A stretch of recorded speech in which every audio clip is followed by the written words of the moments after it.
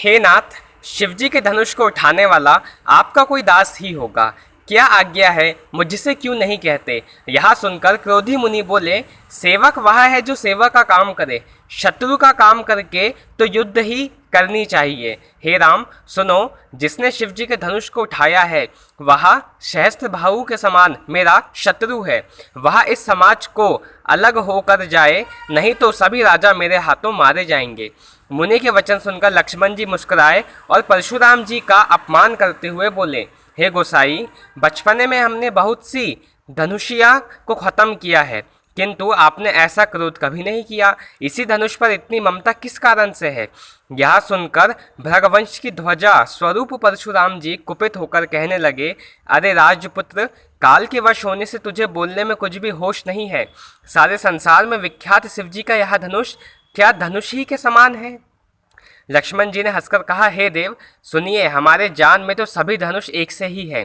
पुराने धनुष को उठाने में और ख़त्म करने में क्या हानि लाभ। श्री रामचंद्र जी ने तो इसे नवीन को धोखे से किया है, फिर यह तो छूते ही टूट गया। इसमें श्री रघुनाथ जी का कोई दोष नहीं।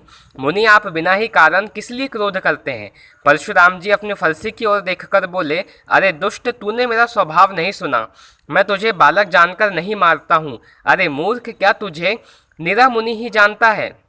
मैं बाल ब्रह्मचारी और अत्यंत क्रोधी हूँ, क्षत्रिय कुल का शत्रु हूँ और विश्व भर में विख्यात हूँ। अपनी भुजाओं के बल में मैंने पृथ्वी को राजाओं से रहित कर दिया है और बहुत बार उसे ब्राह्मणों को दे डाला।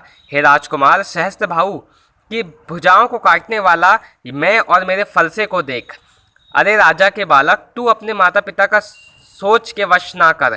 मेरा फरसा बहुत भयानक है, यह गर्भों के बच्चों को भी नाश करने वाला है। लक्ष्मण जी हंसकर कोमल वाणी से बोले, मुनीश्वर तो अपने को बहुत भारी योद्धा समझते हैं, बार बार मुझे फरसा दिखाते हैं, फूंक से पहाड़ को उड़ाना चाहते हैं। यह कोई छोटा कच्चा फल नहीं है जो तर्जनी मतलब कि सबसे आगे की उंगली को देखते ही मर जाती है।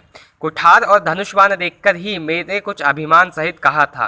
भृगवंशी समझकर और यज्ञोपवीत देखकर तो जो कुछ आप कहते हैं उसे मैं क्रोध को रोककर सह लेता हूँ।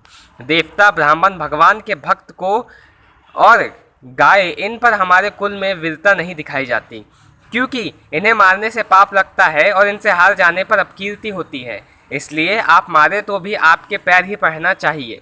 आपका एक एक वचन ही लाखों व्रजों के समान है। धनुष, बाण और कठोर तो आप व्यर्थ ही धारण करते हैं। इन्हें धनुष बाण को देखकर मैंने कुछ अनुचित कहा हो तो उसे ही धीर महामुनि क्षमा कीजिए। यह सुनकर भृगवंशी परशुराम जी क्रोध के साथ गंभीर वचन बोले।